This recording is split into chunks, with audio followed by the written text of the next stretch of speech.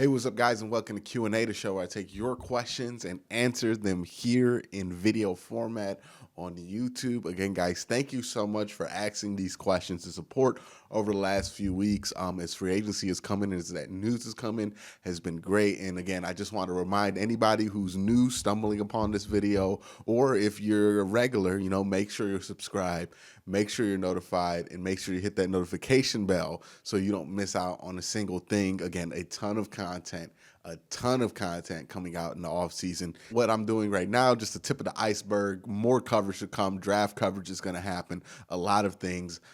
So again, guys, thank you for bringing in these questions. But now, without further ado, we're going to jump into your questions, and we're going to start with Rams House, who says record predictions for the Browns this season. Also, is Mayfield going to show improvement from last year in years prior? And yes, I'm a Rams fan watching Browns content on the side. We welcome all people of all fan bases. You can come check this out.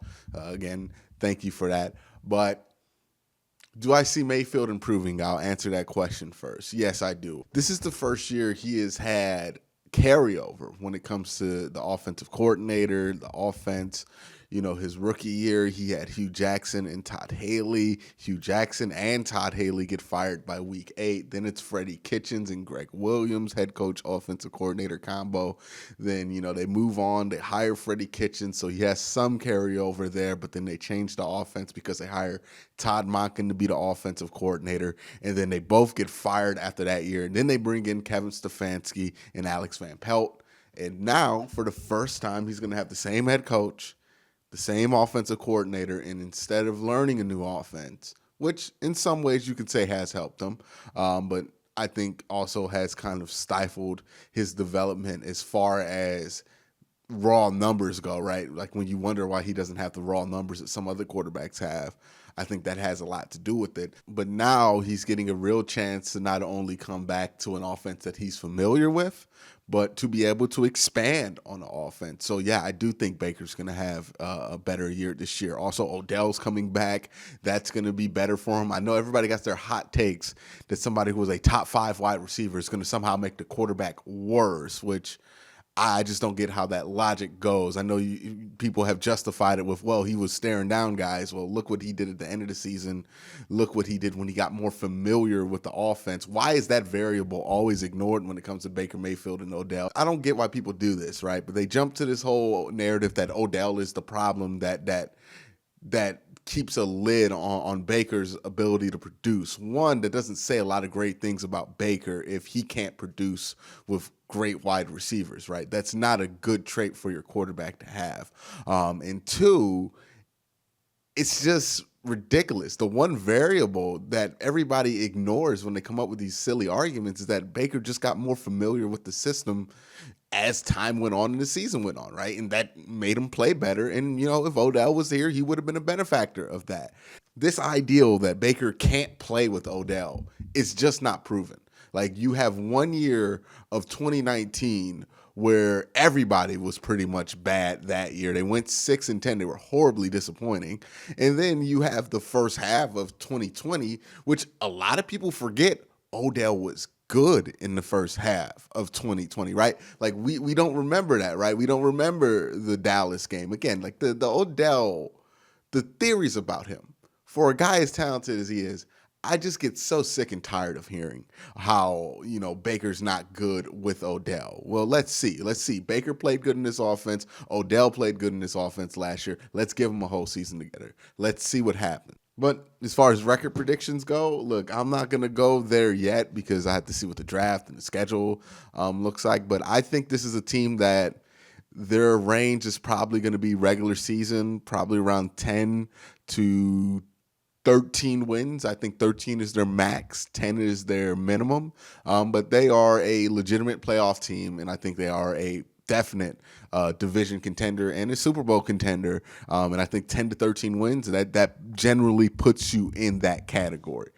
So thank you for the question, Rams House. Next question comes from Adam Kalafis, who says, if we sign Justin Houston, Clowney, or Ryan Kerrigan, and then draft a defensive end or some other defensive player in the first round, do we win the AFC North? Much love from Melbourne, Australia. Well, it's not going to be that simple, right? because you can do everything right, and then some people get injured, and it all goes to garbage. So there's no guarantee here, but you are putting yourself in the best position possible if you get some veteran help, and if you continue to add to this defense and add to the secondary's depth in the draft. I do think you help yourself in that way that can, help this team really get over the hump in a serious way. But thank you for the question. Next question comes from Soul Train, who says, if you could have JADEVEON, Clowney, or Alden Smith for one season opposite of Miles, who would you rather get? I mean, we getting Alden Smith from 2020, right? So I'm going to go with JADEVEON Clowney here, obviously, right? If this were Alden Smith from like 2011, yeah, maybe I'll take Alden Smith from 2011. But this is 2021, and I'm going with JADEVEON. 10 times out of 10. I get that people are down on JADEVEON. Oh, he gets injured a lot. Oh, he's never lived up to his #1 overall billing. But let's not act like JADEVEON Clowney is not a Pro Bowl caliber player. Let's not act like he's not somebody who has lived up to at least a first round billing. Like, people go overboard when it comes to JADEVEON Clowney, in my opinion. They call him a bust. They say he's not good. And that's just not true. This is somebody who's the best run defender in football. He's not somebody who, if you redrafted the 2014 draft, you would take over Aaron Donald and Khalil Mack. Absolutely not. Those guys are different. But he's still a very good player. I don't get this ideal that JADEVEON Clowney's a bust. JADEVEON Clowney is still a very good player. He's still somebody who can be very effective for your team. And if he comes to the Cleveland Browns, it's going to be very good for the Cleveland Browns. And I disagree with a lot of people and their takes about JADEVEON at this point. The next question comes from Nick Mayfield, who says, hey, Quincy, what are your thoughts on the Browns defense? And what would you do if you were Andrew Berry in terms of free agency in the draft? More of what they have done. I would probably be more aggressive towards JADEVEON or Alden Smith or just another, Carlos Dunlap is a good name you can get too. Just be more aggressive in that veteran pass rusher market to make sure you secure somebody. And in the draft, I'm going best player available every round, all round, every day, because that's the only way to draft for the Browns this year. The next question comes from Jorge Franco, who says, hello, Quincy, greeting from Mexico City. According to the Browns opponents for 2021, it seems that all the home games will be winnable. Curiously, the away games are with stronger rivals, Green Bay, Kansas City, and you think it will benefit the team the way the schedule is lined up.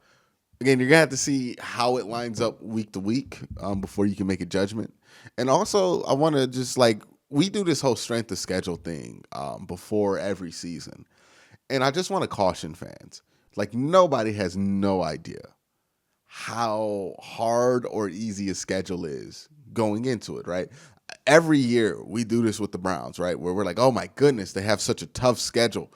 And then by the end of the year, we're talking about, well, they had an easier schedule. This year, 2020, no better example. Oh, my goodness. You looked at that schedule beforehand, and you thought that this was one of the toughest schedules in the NFL, right? You had Dallas, who seemed like they were going to be good. You had Indy and everybody else, and Houston, who you thought was still going to be good. And you looked at it and you're like, wow, that's a tough draw for a schedule, right? That's what the consensus take was about the Cleveland Browns schedule. We get to the end of it, and now people are at least attempting. It's not really, but they're attempting to put asterisks on the Browns' 11-5 record because they felt like the schedule wasn't tough enough, right? That's the hilarious part of the schedule game. We have no idea how these teams are going to vary, what teams are going to be good year to year, what's going to carry over, what's not, who's going to fall off a cliff, what's going to be important, where's there going to be inner turmoil. So, when trying to analyze these schedules this early out, I just caution Browns fans because it's not something that's really predictable how tough a schedule is going to be, because you can have an ideal on how tough it's going to be, but it could be the exact opposite. And this last year is a prime example of that, a schedule where people thought was one of the toughest coming in, and then all of a sudden it's one of the reasons the Browns won 11-5. So that's always a tough one. The next question comes from Evo B, who says, if the season would start today, how much faith would you have in the Browns defense starting lineup? And would you rank them as a top 10 defense? They need another edge player. If they got JADEVEON, they would be a team that I would say is pretty close to that top 10 defensive ranking. Right now, I got to see how everything lines up. And again, with secondary coverage, you got to see how everybody kind of meshes and works with each other. I have high expectations. I do think they'll be able to work with each other pretty well. It's just I haven't seen it yet, so I'm not overly sure. But I do expect this defense to be in that top 10 level, or at least be hovering around it, especially if they get a really good solution. And I'm talking like Carlos Dunlap and above kind of solution for the other edge rush position. And the next question comes from Soul Train again, who says, have the pro days impacted who you want the Browns to draft and who you want them not to draft? Absolutely not. Pro days in this setting are as unreliable information as anything else. It might as well be word of mouth. Like, you notice the one year there's not a combine, the one year there's not a set uniform way to do this. The 40 times are ridiculous, right? Everybody's breaking 4.2, right? There's multiple 4.3 guys. There's a defensive end at 250 pounds that's running a 4.3. This is unreliable information. This is very, very unreliable information, and you have to take it with a grain of salt when you see it at the combine, where it's more reliable, on pro days, and when you're relying on pro days, and especially limited capacity pro days, where you're kind of relying on reports from other people, it gets a massive lump of salt. The last question comes from Ralph Miller, who says, should the Browns pursue Aldon Smith? Sure. I think Aldon Smith would be a guy you can bring in. I don't know if he's a great fit for what the Browns want to do right now, but, if you want to bring him in, he's a edge rusher. He's somebody who's a veteran, and he's somebody who could at least help with some depth, but I don't know if he's who you want in that role.